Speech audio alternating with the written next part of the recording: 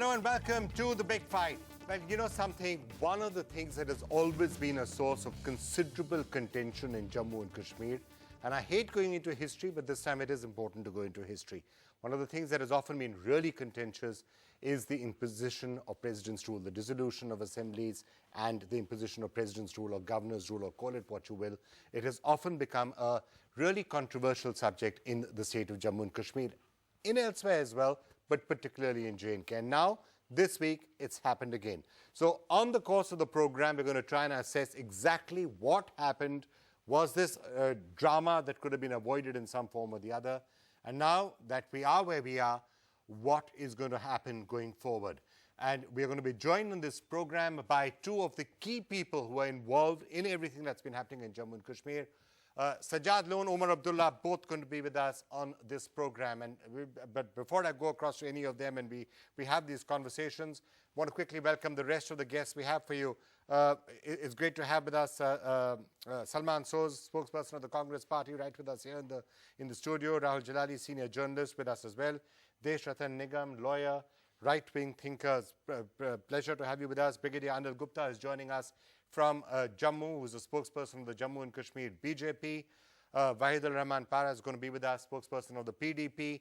Tanveer Sadiq is with us as well, spokesperson of the National Conference. But before I come to any of you, just want to welcome perhaps one of the key people in the news in the last week in Jammu and Kashmir, Sajad Loan, joining us himself, the person who had staked claim to form the government, and then we know what happened immediately after that. Sajad, can I just ask you the direct question first of all, was dissolution the right thing for the governor to do? Well, he has taken a decision. I have accepted it, although I can tell you that I have issues. I had the numbers, and when I say I had the numbers, I'm talking within the ambit of constitution, within the ambit of legality. There is a legal way to get numbers and an illegal way, where you do something which is not permitted by the constitution. We had the numbers, we had staked a claim. The governor, His Excellency, decided that no, he will not go ahead, he will dissolve the assembly. So we're ready for new elections. Sajad, hang on. You're saying you had the numbers. I'm just trying to understand how exactly you've got the numbers. Let's just think this through. You got two, haven't you? BJP 25, you add 2 plus 25. You're still way short of the halfway mark. So defections are not possible, but clearly it's not very clear how you have the numbers on that. No, when I said legal, there is a threshold limit available in our constitution, wherein if a large group gets together, they can move out. You see, I did not do anything. I was away. I was called by members of these very parties that our heads are being sold without asking us. They are going into an alliance just because of you, to keep you out. Please help us. Let us get together. We are all like-minded. We are having discussions with you for the last 2 years that this culture of lies and deceit has to end. You please lead us. I did not go with a begging bowl. I was approached. So I couldn't possibly say no if a huge group comes in. And I'll tell you something, Vikram. Their MLAs, they are their leaders. To inspire them is their duty, not my duty. If they don't inspire their own MLAs, you can't hold me responsible.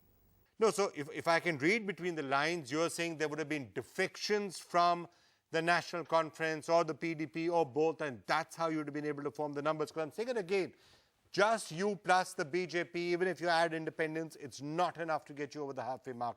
So to that extent, you don't, even as per the constitution, you don't have the numbers, going by that logic. When I told you the number, look, I will tell you something. There is no way I am going into the detail of who, right? That is a secret which will go with me to my grave. I will not take down the numbers. But you can see yesterday Imran Saab joined. There will be a steady joinings in the next 1 month, 2 months. They're going to come in any case, and now there is no lure of power. Yeah, right. There is no lure of power. So they are not MLAs anymore, but they're still going to come and join many people. So it's not going to end there. You will see it. It's just the start. All right.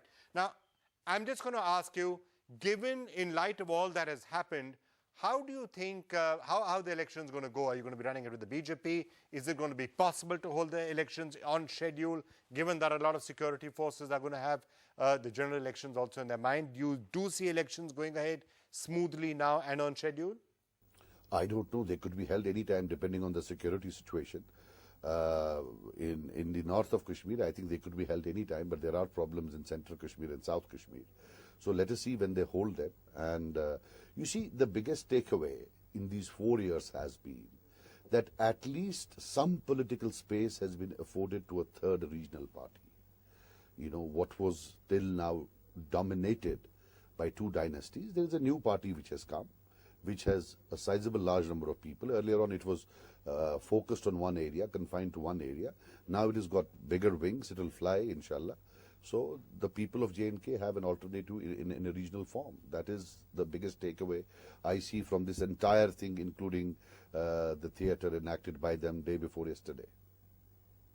This, Vikram, the reason I am focusing on it, because there is a difference of perception when you look at it from Delhi and when we look at it here.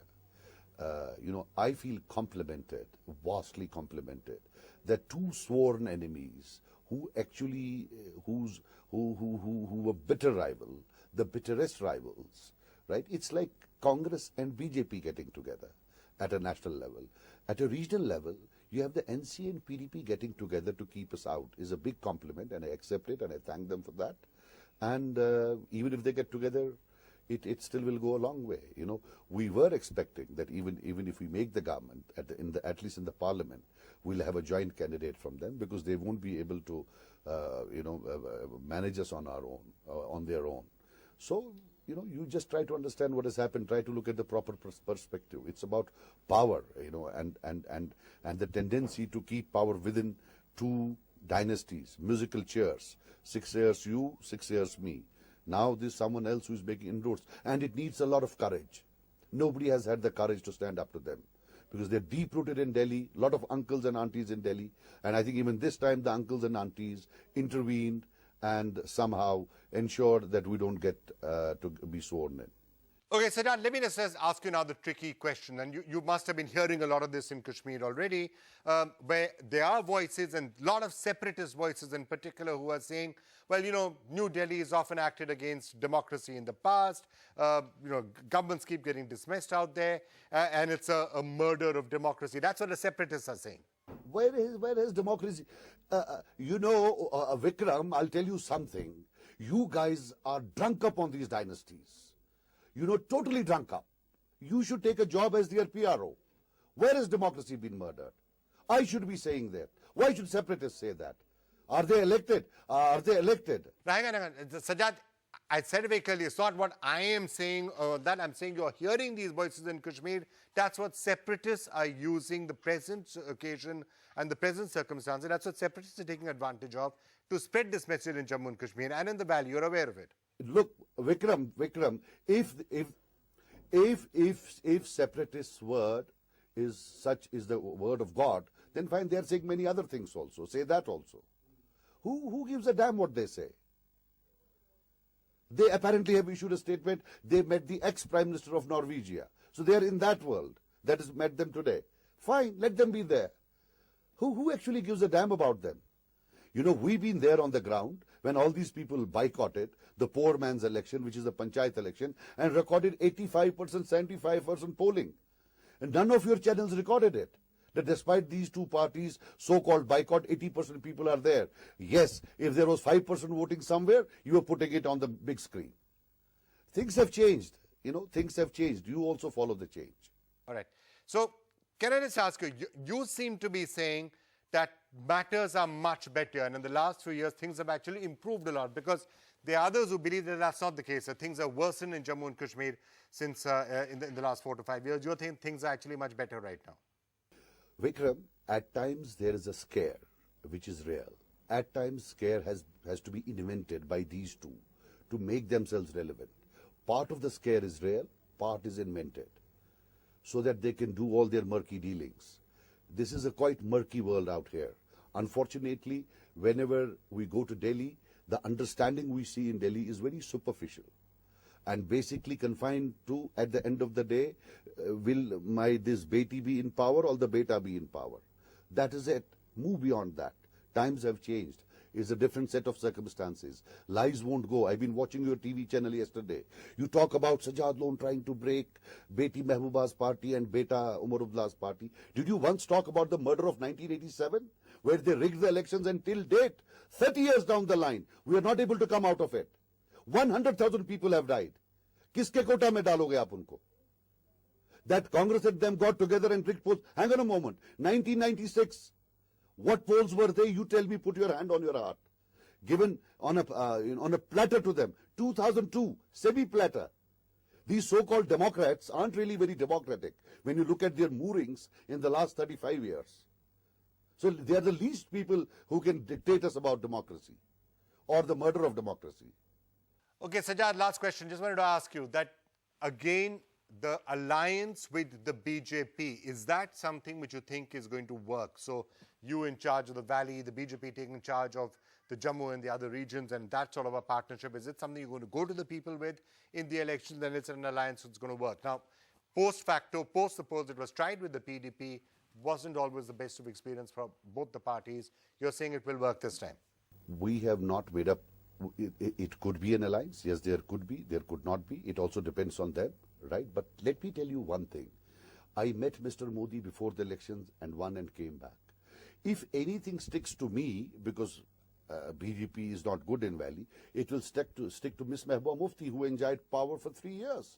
It will stick to Mr. Umar Abdullah, who was the poster boy of NDA. It's not only me. And let me tell you one more thing. I bet, I will not be surprised even a bit that they will jump again after elections.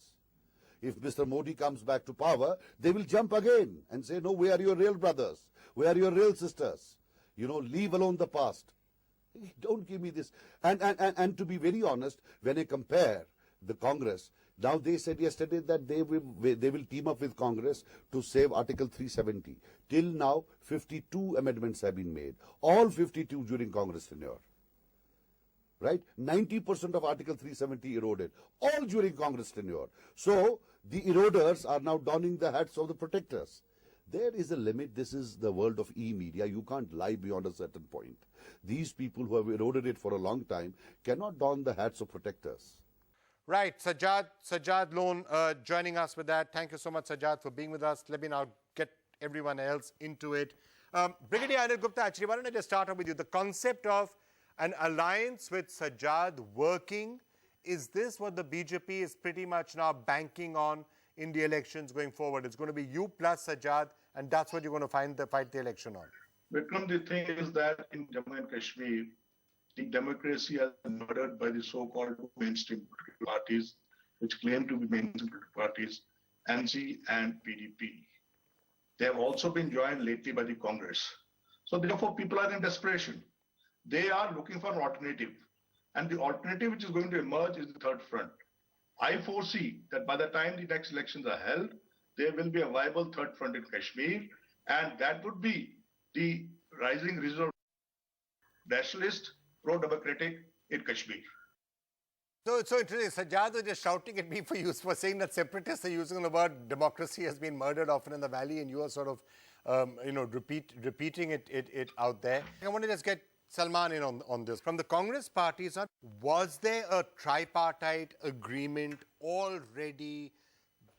If the fax machine had actually worked, it miraculously didn't work, and that's something which no doubt we need to figure out why fax machines break down, although WhatsApp seems to work just fine. If that fax machine had worked, was the Congress party standing by the PDP and the NC to form a government? When PDP and BJP broke up, we asked for the dissolution of the assembly.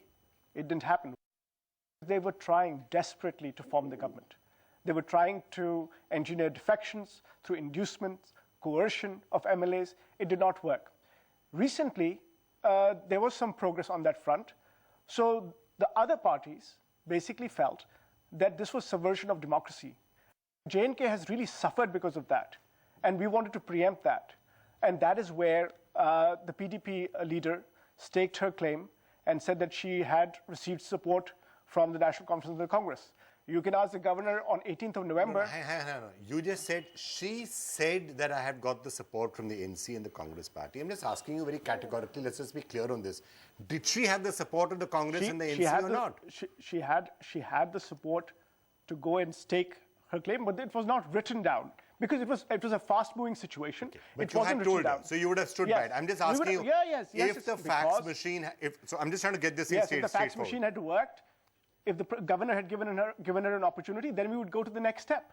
But that next step never came. So in the next step, the Congress party would have gone with her to the Raj Bhavan to say, yes, we are standing by her. Well, that is now a hypothetical because the governor didn't give anyone an opportunity to do that. My point is the governor should be asked, why did you say on November 18th, 72 hours before this, before dissolving the assembly, that the assembly would not be dissolved? I'll tell you why this is important. It's important when the governor says, I dissolved it because there was going to be uncertainty, instability, horse trading. I'm just trying to say, hang on, if you just look at the numbers, if all PDP, all National Conference, all Congress are together, 55. There is no question about the numbers. Yes.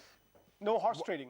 Yeah, no horse trading, you have the number. Sajad seemed to be indicating that there were going to be defections and or they one were of you trying would to engineer the defections. Come on, it's mathematics. People are not fools. Tanveer Sadiq, we saw Omar, and it was actually, I have never seen a political drama playing out on social media quite as it did in this particular case. From one person using WhatsApp to stake claim to Omar Abdullah and Mehbooba Mufti tweeting support to each other. You know, it's really, we're just seeing how technology works. And by the way, seeing as fax machines break down, perhaps not entirely a bad thing. Staking claim by Twitter may well become the norm going forward. It seems to work a lot more reliably. You can even tweet pictures to each other. So Tanvi, just wanted to ask you, had the governor not dissolved the House and had given Mehbooba Mufti the chance, would the NC have stood by her? Well, Vikram, there were deliberations before yesterday between the leadership of three political parties, but yesterday we had a meeting under the chairmanship of Mr. Abdullah, wherein it would have been finalized and the letter of support would have gone to Madam Mufti, supporting the alliance from outside. You know, I assume that the governor did receive the letter. I assume that he knew, everybody watches TV, he knew that these three parties had come together to form an alliance for the protection of Article 35A in the Supreme Court. For a minute, if Sajad Lone had the numbers, would he be sitting in London? Would he be here forming the government, being the chief minister? He had 5 months behind his back, but he didn't. Now, this was all planned that suddenly when the governor must have received that letter, they must have told Sajad to send something so that, you know, governor could come up with an argument that, you know, there is a horse trading. And then again that horse trading again goes on to Sajad Lone and the BJP supported group. It does not affect us because we were all recognized political parties coming together, not independent individuals coming together. And I'm sorry to say now the Raj Bhavans are being used for such things, and this is really unfortunate. All right, let me just get Mr. Wahidur Rahman in, you know, one of the parties we haven't yet heard from. So, Mehbooba Mufti, you know, okay, whatever happened with the fax machine, we'll have to figure that out. But just wanted to ask you, Sajad Lone was just now referring on this program to the fact that he would have had the numbers because people would have moved across, and a lot of people were in touch with him. We have seen at least one or two people, Mr. Ansari has gone across. So, could there have been widespread defections from the PDP, in your view, Wahidur Rahman? And even going forward, would there have been a lot of resentment had that alliance actually gone through? You know, we were in alliance with BJP and this government was functioning from 3 years. It was BJP which pulled out and put the state in entire chaos and uncertainty to fulfill their agenda, whatever the agenda was, whether it was local or national level. Now they were trying to, you know, facilitate their agenda through a local partner, and there were continuous efforts from last many months going on to do horse trading. They failed to do horse trading all these months, and then they realized that no, let's put some pressure, let's use some money. All ways were adopted, every tactics was adopted, and we've been continuously telling Raj Bhavan to dissolve. All parties, Congress, National Conference and PDP has been maintaining the same line, that assembly has to be dissolved. It was BJP which has been repeatedly saying that we are trying to do formation of government. At the same time, governor himself was saying no, there will be no underhead government.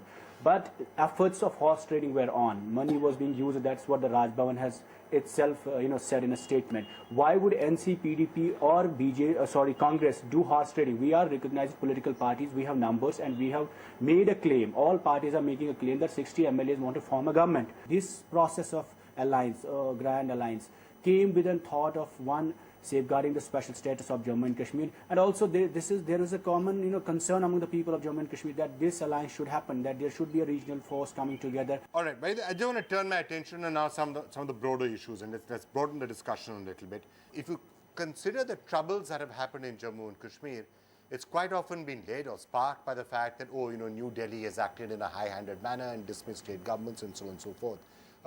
By the way, sometimes an effort of an alliance to come together has also rebounded, and we know that also. So if you look at the 1983 or 1987 periods in Jammu and Kashmir, some of these events led really to a worsening of the situation. So I'm going to ask all of you now, are we to some extent playing with fire in Jammu and Kashmir? Brigadier Anil Gupta, let me start by throwing that question to you. Is national interest served when you have a very senior BJP leader saying, well, Pakistan is engineering all of this, and then having to recant that a little later and then having to apologize? When we keep saying that Pakistan is responsible for the problems, if we start using that accusation really loosely, it tends to weaken national interest. Number two, if you give the separatists, if we give them a leg, if we give them a weapon, if we say, look, we always told you that Delhi is going to start dismissing governments, and so why were you guys having faith in mainstream politics? If this starts to happen, does it weaken national interest? So all these charges of horse trading are manufactured charges. This is to create confusion and divert attention. The second thing, the alliance which was being made by Congress and PDP, it was against the national interest. It was a single region, single religion alliance aimed at isolating other region of the state. It would have led to inter-regional conflict in Jammu and Kashmir. It would have led to serious repercussions.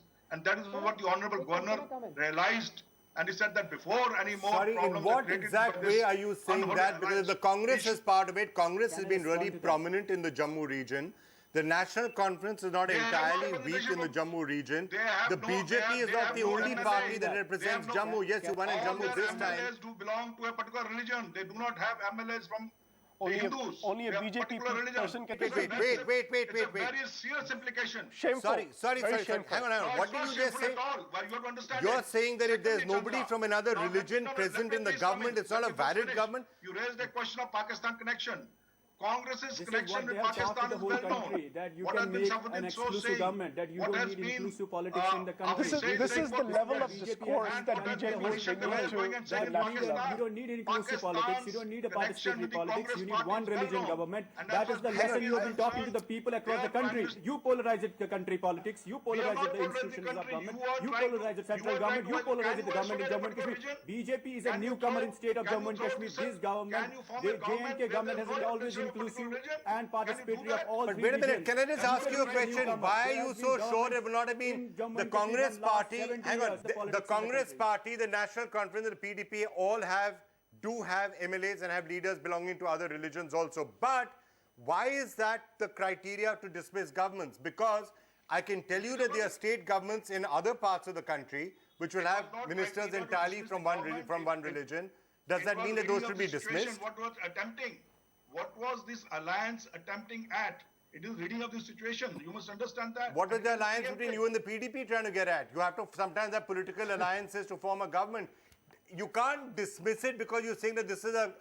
If you're having an alliance, I'm trying to understand your logic for doing this is to say it would have only represented one religion. Is that what you're saying?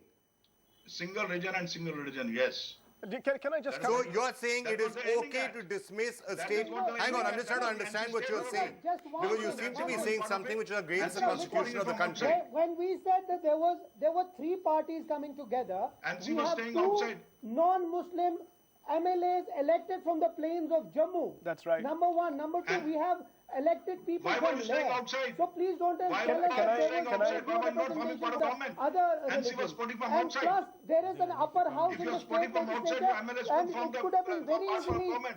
ensured that, the Tanveer other Saleh, religion could also there's be an accommodated afterthought in the now. cabinet. You people So please made don't come up you with people this tried that you bizarre could isolate Jammu. Does the Congress party have a presence in Jammu? The Congress party is the only party in Jammu and Kashmir that has MLAs from Jammu, Kashmir and Ladakh. The only party.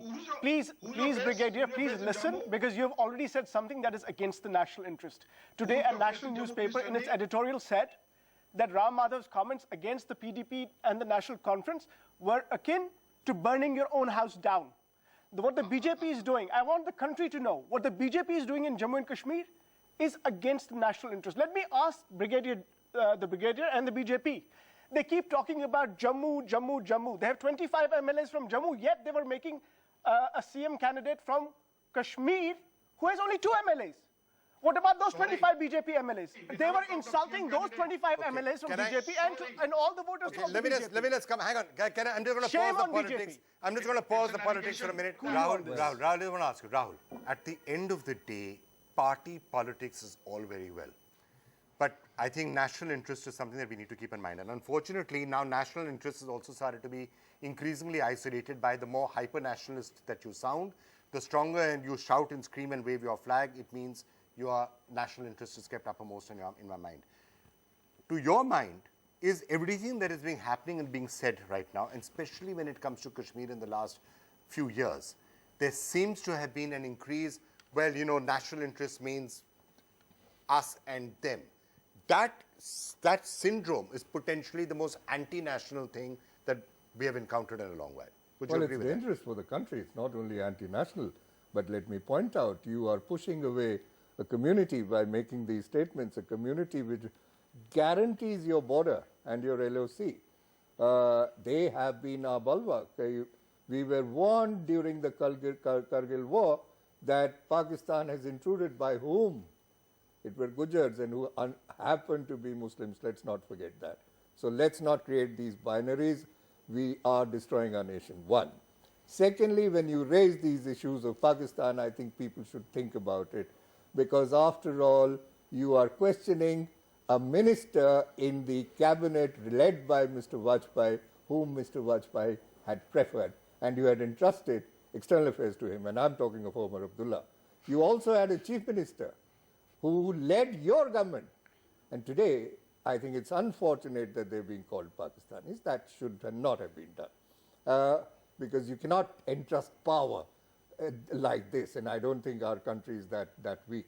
One. Secondly, this entire drama is like something, a bad Arthur Conan Doyle writing a whodunit, but it's becoming bizarre. No one was prepared to form the government, except maybe Mehbooba Mufti. You had a non-working fax, a letter which comes, which I think she was a bit too hasty because she did not have absolute assurance of support.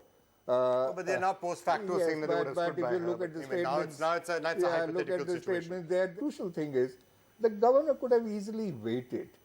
He had time on his hands. I don't know why this hasty decision to dissolve the assembly and open up a Pandora's box. Can I just turn to you? Whatever happened in this case, I think it's some of the things that have come in the aftermath of that, which are perhaps really causing a certain amount of concern. One thing we just heard Brigadier Gupta saying that, oh, it's one region, it's okay if two religions are not being represented out there, it's okay to dismiss the government.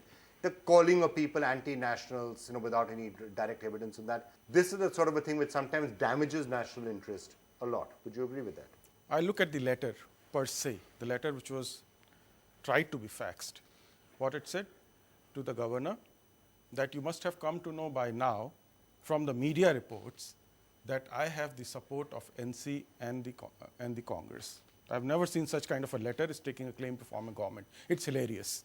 And then the last portion of the letter says that I'll come tomorrow and stake my claim. So this is not a letter, it's taking claim. So it could not have taken cognizance by the governor per se.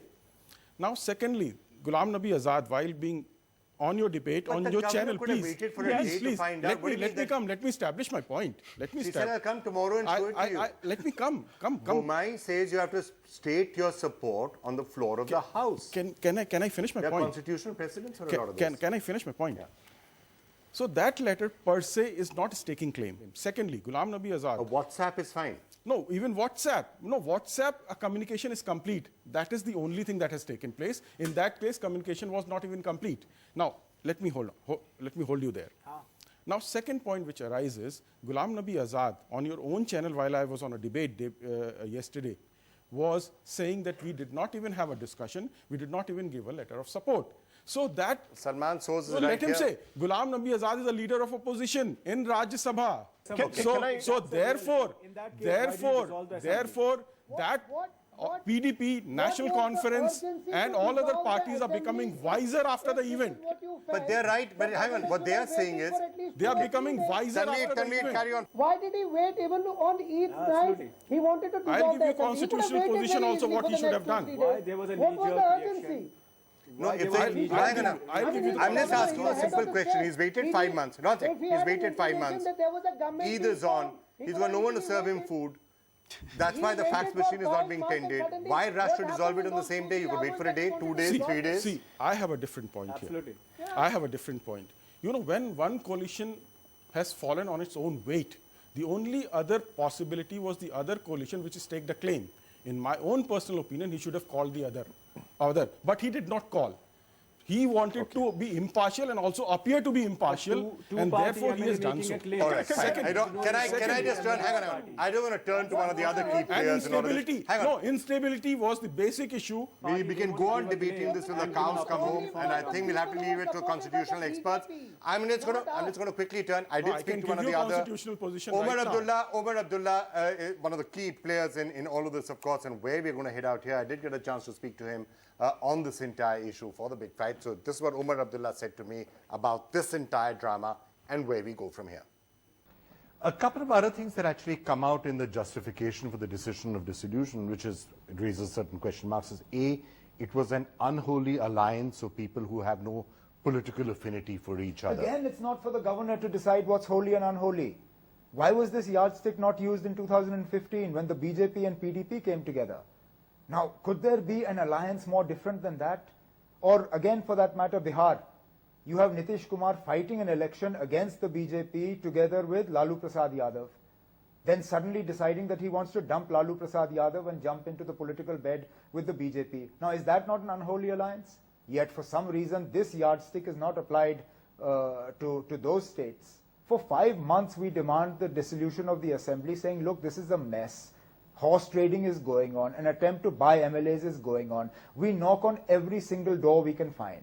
We knock on the Home Minister's door, we knock on the interlocutor's door, we knock on the governor's door, we knock on every door we can find, and the assembly doesn't get dissolved. Yet suddenly, miraculously, within minutes of Mehbooba Mufti Sahiba sending a letter saying that we are going to form a government, the assembly disappears. That is also on the same day when there was no food and nobody was around. Well, that's a whole different conversation, and I actually really look forward to having this one with the governor, because I have serious misgivings about the way in which this has been carried out. Okay, just to set that decision, because, and I do want to ask you some of the broader questions. Where do we head from here?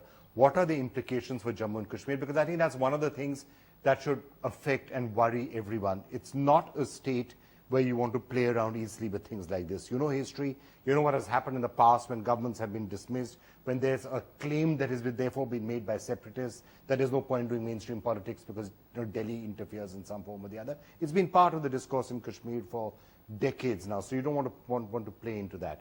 One of the theories that I've heard certain BJP spokespersons saying is it would have been a government of one region or one community, and therefore it could not have been allowed. One, let me emphatically deny that this government would have been one-sided. We would have ensured adequate representation cutting across the regions of the state and cutting across the religions of the state. But if that is the yardstick the BJP wishes to use, can I please advise them that in Assam, the Muslim population, if my information is correct, is roughly around 30%. Can we please have 30% of the Council of Ministers as Muslims? The percentage of Muslims in UP is 20% plus. Can we please have 20% of the Muslims, 20% of Yogi Adityanath's ministerial colleagues as Muslims? Let them use the yardstick that they judge us by as the same yardstick that they operate under.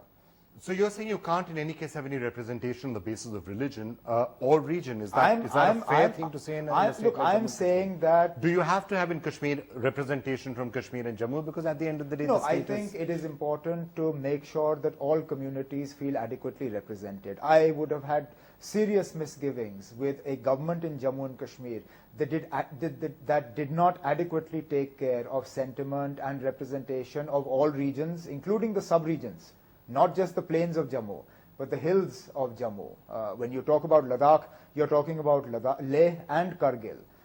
So I can assure you that had this government come into place, all regions, sub-regions and religious identities that make up Jammu and Kashmir would have been represented. There's a certain view that whatever the denouement was and whichever way it played out, neither you nor the PDP are entirely dissatisfied or unhappy with this, because it does give you the chance to be martyrs, to be wronged in some way, sense out here, and yet you don't have to explain to your cadres that you have to support each other and work with each other. So potentially it gives you a boost in the election. It may well have worked out exactly the way you would have liked it to work out. Well, that sounds more like a script of the House of Cards.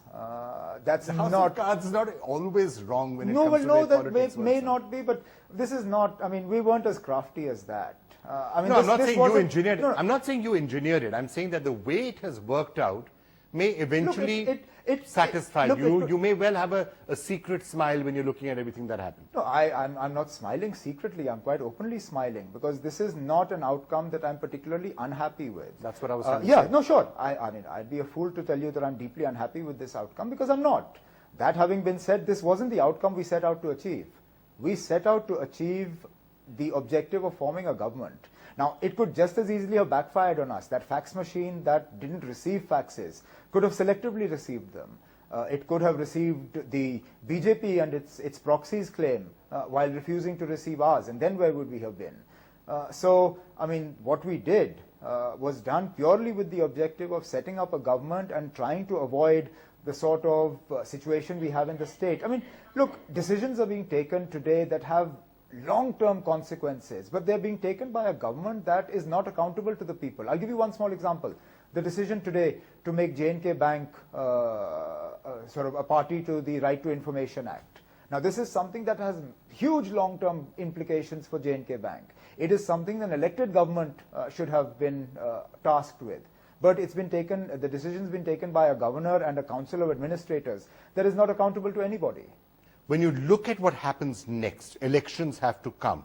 You and the PDP and the Congress and the BJP for that matter, although they're more in Jammu, have to go back to the people and saying, yes, come and vote for us. Does it make your task that much more difficult? Are your workers and others going to look at you and saying, we're going to have a tougher time to talk about why mainstream politics is the right way forward, when the worst conspiracy theories of some of the separatists the separatists are going to be shrugging their heads and saying, see, we told you so, and you're seeing some of that on social media. No, I'm sure we've seen some of it on social media, but those who have to participate in the elections will participate. What you saw unfolding a couple of days ago in Srinagar will have no bearing on the ongoing panchayat elections. In spite of the fact that the National Conference and the PDP are not participating, you'll still have healthy turnouts well into the double figures. And as we head for the elections, it will be an all-out battle again between you and the PDP? Absolutely. We're essentially fighting for the same political space. So what are you going to tell your voters, the National Conference voters, what's the PDP going to tell people when they know if numbers can't entirely be gathered, you may well come together again afterwards? We are not asking people to vote a coalition government. I think the people of Jammu and Kashmir need to wake up to the reality of what coalition governments have meant for the state since 2002. A lot of other states have experimented with coalitions and gone back to single-party governments. The single biggest example that you have in front of you is UP. I'd like to believe that, having seen how detrimental coalition governments are to the interests of Jammu and Kashmir, that the people of Jammu and Kashmir will elect one party to govern. But that's not that easily done, because that really means either the Congress or the National Conference have to win both in the Valley and in the Jammu region. Not difficult to do. We've done it in the past. It's not so long ago. I mean, 96 is still well within the range of our memories. Okay, so again, looking at the situation now, there's been some talk about if there is polarization that is kicking in elsewhere. Are those having some impact there in Jammu and Kashmir? For example, just the sort of discourse which you're often seeing on television news channels, where it's very clearly us and them, and it's becoming a staple of TV news shows in the evening to be getting some Kashmiri, extremists probably and shout and scream at that person. Has there been a deepened polarization in your view, or is this seen as being drama? So a lot of people just discount it. No, I think, there is polarization, but the TV channels haven't created it. The TV channels are basically just living off it. The BJP has attempted to polarize. They will continue to attempt to polarize. But I think day before yesterday's events will give the BJP cause for concern, in as much as they are going to have to explain to the people of Jammu how it is with 26 MLAs. They were still happy supporting an individual who has only 2 MLAs to his name. No, it's different when the BJP supported Mufti Muhammad Sayyid in 2015, because Mufti Saab had 28 to the BJP's 26. They could justify that support. But when you have... The BJP has an explanation. They're saying new forces should come up, that both the National Conference and the PDP are dynastic parties. Why are you supporting them? You need a third force to come up in the valley. The established parties are not able to deliver. That's not I'm saying what, they have a reason. I'm not that's saying your reason. I'm saying that's a reason they will give. That's not the reason that they can. That's not going to work in Jammu. When you tell people of Jammu that the seats for the BJP are about Jammu, it's about Jammu's leadership, it's about Jammu getting its own representation, it's about Jammu doing away with the supposed hegemony of Kashmir-based political parties, and then you take your 26 MLAs and put them at the beck and call of somebody who has only 2, it leaves you with a lot of explanations. It won't sell anywhere in Jammu. Is this the season? So I'm just sort of trying to extrapolate from this going forward. We've seen all sorts of strange things happening in politics in the recent past. Is this the pattern we're going to see? You're seeing the Bahujan Samaj Party and the Samajwadi Party now coming together into a formal alliance in Uttar Pradesh, and it's looking as if it's going to endure. Are these signs of something that is going to change in Jammu and Kashmir even going forward? Look, all parties are going to fight to try and form a government of their own. We are not looking for alliances and post-poll scenarios. But after what's happened this week, for the NC, PDP would no longer be considered an untouchable. Look, I didn't even consider the PDP untouchable in 2015. Let's not forget, I think it was an interview to your channel that I said that I'm willing to extend a hand of friendship to Mufti Muhammad Sayyid Saab and provide unconditional support of our MLAs to keep him from tying up with the BJP. He said no at that time. If the PDP had accepted National Conference and Congress's unconditional offer of support in 2015, perhaps the history of Jammu and Kashmir would have been very different today. All right, let me now come to all of you to get your final thoughts on, look, it's been a week that I think will cause a lot of people a certain amount of discomfort, and it's not quite clear what the path ahead is. When I'm saying discomfort, I have to also add another thing to it. And I'm going to put this out to get final thoughts from all of you. There are some who say at the end of the day, the denouement may not really hurt anybody. The National Conference and the Congress and the PDP may at the end of the day be secretly relieved. They didn't actually have to support each other, and they can go to the elections with a certain sense of martyrdom. So for whatever they are protesting, that may be one of the reasons they're not going to the courts. So let's try and ask all of these players what they think is going to happen next. Vahid, why don't I start with you? Final quick thoughts. Where do we go from here? I want to respond to the BJP spokesman when he said that it was a Muslim government. There's nothing wrong if there's a democratically elected Muslim government. If they can head a Hindu government in the country, this is a culture they are introducing. They polarize it institutional and politics in the state of India, and there is nothing wrong. They should be ashamed of doing this polarized government. And now they're telling us how to be inclusive and participatory. Such words, BJP can never talk about the politics of India because they have polarized the politics in the country. And inclusive government, one inclusive government they were leading was in state of Jammu and Kashmir, where they were in alliance with the Muslim party, and the impact is in front of you what they have done to the politics in state of Jammu and Kashmir. Brigadier Gupta, where do we head from here? And just to take what he just said to you, you're saying that you can't have a government which is only a Muslim government. I'm asking you, is that same logic going to be applied by you in other parts of the country? Jammu and Kashmir and all parts of the country require inclusive governments. We do not require exclusive governments. Is BJP inclusive? What is the definition of inclusive in the country? Is BJP heading an inclusive government in the Union of India? You are running the most polarized, hated and criminal government. Most of your MLAs and MPs have cases of criminal charges, and you're talking about inclusive government. For too long. They are making mockery of democracy. people in the state are fed up. So you the deny results it, of the Panchayat election and ULB elections indicate that the people of Jammu and Kashmir are yearning for democracy. They Okay. want real, true democracy Yes, in the state. 2%. And 2% therefore, participation there's a is the need for a yearning third of democracy. front, which That is the would gift of oppose democracy that these the two BJP has given to the people of autocratic Jammu and dynastic Kashmir. parties. 2% people Okay, have voted. fine. Can I just get? Boycott. It's not All right, I 2%. have to end the 2% show. I have to participation end the is show not now. yearning So for Tanveer, let me get a democracy. final word from you. Tanveer, final word from you. Two unfortunate things happened in the last 72 hours. One is that, again, Delhi played with the sentiments of the people of Jammu and Kashmir by using the Raj Bhavan again to, somehow totally distract everything, just destroy the democracy here. Two, calling us anti-national. We have lost more than 5,000 of our workers standing for the country. I mean, it is really unfortunate. And the third important, what Brigadier Gupta is saying, in Assam, 34% are Muslims. In spite of that, there is not a single minister in the government there. Why there are two yardsticks, one for Kashmir and one for Assam? The fact that we had Muslims and Hindus elected MLAs from both BJP, PDP and Congress. So this was not the thing. The thing was that you ensured that somehow or the other this government is not formed, because anything that is against BJP is anti-national. Anything that goes against BJP is anti-national. So when they thought that we all came together, they felt the threat, and they started destroying the whole concept of democracy, and they dissolved it. So this is not the right way. Unfortunately, again, the trust deficit will only increase by what they did today. All right, can I just ask you, and that's actually the last part is something that I just wanted to ask you about.